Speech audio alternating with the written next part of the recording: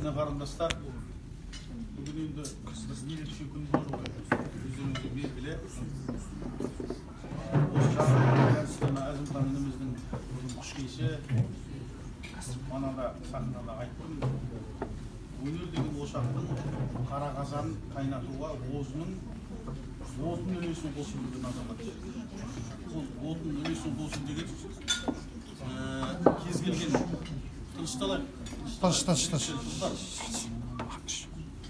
Жаңбыр жаумаған жер жетім, тыңдаушы сөз жетім дейді. Сондықтан сәл сабыр етейік, тыңдайық жастар жағы әсіресе.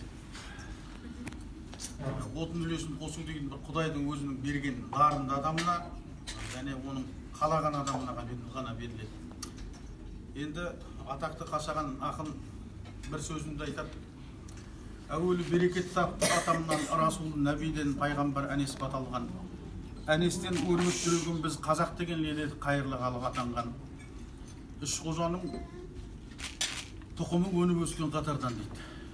Міне біздер пайғамбар саллалладан баталған сол түркі әлеміндегі қазақ халқы.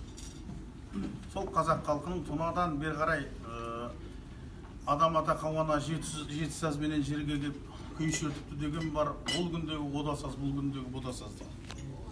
Сол тұнау әлемнің нұры жаралғаннан бері қарай 18 мың ғаламның әуелі Алла жаратты, 18 мың ғаламды Мұхаммедтің нұрынан жер ана әлем аспанды деп ақсақалдар жырға қосқан. Содан бергі жалғасып келе жатқан мына жеті саз.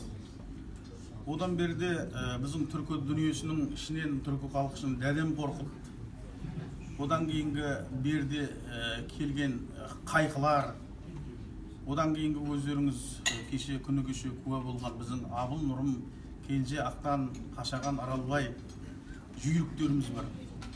Сол атадан өзіміздің жаңа ат тұяғын тай басар деп жаңағы артымыздан еріп келе жатқан өнердегі інім өзімнің. Біреу деп айтпайын, бірегейі соның. Ана жерде өзімнің інілерім бар, ана Сәбит отыр, Темірбек отыр, Оспан інім отыр, ана жерде тағы кімдер бар, Бағдәулет інім отыр. Ана басы дастарханға сыймай, ана Мұратбек деген інім отыр. Оның қасында Рақсыбек деген інім отыр. Бәрі де осы өнер жолындағы өзінің жаңағы қара қазанды қайнатуға өзінің үлесін қосып жүрген азаматтар. Енді менің бұл жерде айта кететін кешегі одан кейінгі біздің Адайдың жырларын жалғастырушы кешегі Әл-Қуат, Дүйсенбай, Шамғұл, Жанжігіт сияқты атақты жырауларымыздың ізбасарлары жеткізген ағамыз, Амандық ағамыз, Күріш ағамыз, ізбасар ағамыз, содан кейінгі солардың жолын жалғастырушы, солардың бүкіл әлемге, бүкіл қазақ даласына біздің жырдың дәрпін шашқан әннің, күйдің феномені Елдос ағамыз. Елдос ағамыз өзі қазір сапарда жүр. Әзімханға сәлемін айтып отыр үлкен. Әзімхан қайдасың? Елдос ағаңның енді жалғастырған еңбегі көп. Оны Елдос ағамның еңбегін оның қатарындағы ешкім әлі күнге дейін жасаған жоқ. Ол қандай жыршы болсын, қандай күйші болсын, осы жерде міне көптің алдында ешкім бәрі де мойындайды. Елдос ағамның енді сол аманат дейтін ауыр жүк. Құдай жолында нар шөгет, жолсыз Құдай сөгет деген қазақта сөз бар. Сол өзіңнің ата аунаған жерде түк қалады, нар аунаған жерде жүк қалады дейді айналайын. Түйенің бойы биік, аттың абыройы биік. Түйенің артында із қалады, аттың артында атаға қалады дейді. Сен сол атаға тартқан ат бол айналайын. Еліңнің аманатын Қатепті қара нар едім дейді ғой енді. Мына Қатепті нардың баласы Аруанардың бүйірімді тесті. Мен Аруананың баласы бүйірімді тессе де, қапталымды кессе де ауыр жүкке болдырман деп салдардың айтқан. Беліңе қатеп батса да, қапталың тессе де қыңқ етпей осы өнердің жолында, өнер деген оңай жол емес, сол жолда аталарының аманатына қылдай қиянат жасамай, соны кірлетпей, таза, саф күйінде өзіңнің шәкірттеріңе табыстауға, ұрпақтан ұрпаққа жеткізуге сенің аманат сенің мойныңда. және бүгінгі кеште көпшілік куә болды. Бәріміз сені көтермелеп, сенің кішіпейілдігіңе, сенің тілалғыштығыңа, елгезектігіңе, адамгершілігіңе бола өнерден бөлек бол. Өнер сірә өнер ғой. Сол сен сыйлағаннан келдік сөзің үшін. Алла разы болсын. Құдай сыйласын сені. Міне ұстазым отыр, ақаң өзімнің досым қашаннан. Арамыз 5 жас болса да, бір жағынан бұның жолдасы менің жиенім болса да, біз ешқандай жеңеше деп, я болмаса сен қыз баласын қойды, бір-бірімізге алакөз суықтық болған адам емес. Сол тазалық күйінде, судан таза сүттен ақ күйімізде бір-бірімізді сыйлаумен келатырмыз. Енді айналайын, мына өзіңді дәріптеп отырған достарың, жігіттің еліші алтын бесік дейді, сендей ұлдарды мына ел қазақ халқы қалиялы тудыра берсін. Сол алтын құрсақ аналарымыз аман болсын. Мына сен өзіңді дәріптеп өсірген аялы алақанына салған мына менің апам. Жаңағы жаралғалы жермен көк, адалмен арам азбен көп, қараңғы жарық күнмен түн, сақимен сараң, беймен бел, қай күннен жолдас некелі. Адай би деп айтады бесеурдектің есенін, биліктің білген есебін.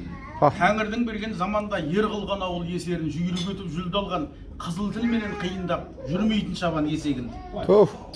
Міне сол атақты Сейіт бидің ұрпағы міне. Сол Сейіт бидің негізінде жалпы ұрпақта палуандық, байлық, батырлық, шешендік, я болмаса ұсталық, қайрат бәрі қыз деген ауылға кетіп қалады екен көбі. Қай палуан алқаға түссе де, қай жыршы ортаға шықса да нағашысы кім еді деп сұрайды. Міне осы Бесөрдек деген ауылдың мақтылығына мен өзімді мақтайын деп отырған жоқпын. Мен қуанам.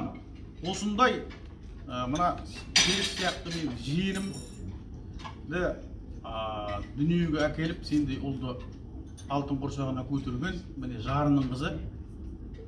Бір жағынан менің апам, менің кластасымның апасы, менің де апам болады, жеңеше деп айтпай қойып. Осы кісі аман болсын. Жалпы қыз баланың өзінің құрсағында ұрпақтың хақысы бар дейді. Мына халық сендей ұлды тудыра берсін, айналайын. Көбейе беріңдер.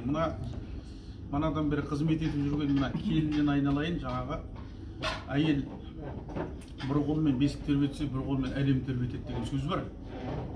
Сол келесі жылы сенің үйіңе шілдеханаға келейік, айналайын. Өнер дейтін адам ойнайтын зат емес, ол кім бай болғысы келмейді, қыдыр дарымайды дейді. Кім патша, кім батыр болғысы келмейді, жүрегі де боламайды. Кім патша болғысы келмейді, Құдай қаламайды дейді. Құдай қаласа патша болады. Алланың ешкім алмас берген бағын, құл сүйсе, құл менен Құдай сүйсе патша тағын дейді. Құдайдың өзі құлды сүйсе де оны патша қалады. Сондықтан айналайын, аталарының аманатын осы таза күйінде ұста. Халқың аман болсын, достарың аман болсын, елің аман болсын, жұртың аман болсын, өркенде өрлей бер, айналайын. Мына Маңғыстау деген шаңды қиян дейді ғой, жаңағы Қашаған дейтін атамыз айтқан. Маңғыстау деген бұл аймақ, даласы шаңмен құм ойнақ, нұлы өзендерге зар болып, кешпедік суын ұлайлап, адыра қалғыр аспаннан тіледік жауын құдайлап. Сол айтқан қанша құмеден дала болса да, бұның киесі қашқан жоқ. Бұл жерде сан мың машайық, 3,5 мың машайық, 362 әулие тұрған жерде жаңаға не қылар дейсің, әлде пірлер сүйеп қолдаса, мезгілсіз бағын таймайды, шынымен бақыт орнаса, бір асылдай болмайды, жаманның бәрін жинаса. Хакімнің әділ болмағы бұқара жұртын қолдаса дейді. Немесе жаңағы бір жырларды айтайды, ауданы кең аққайық дариядан керек өтерге, асыл туған ер керек уағдаға жетерге.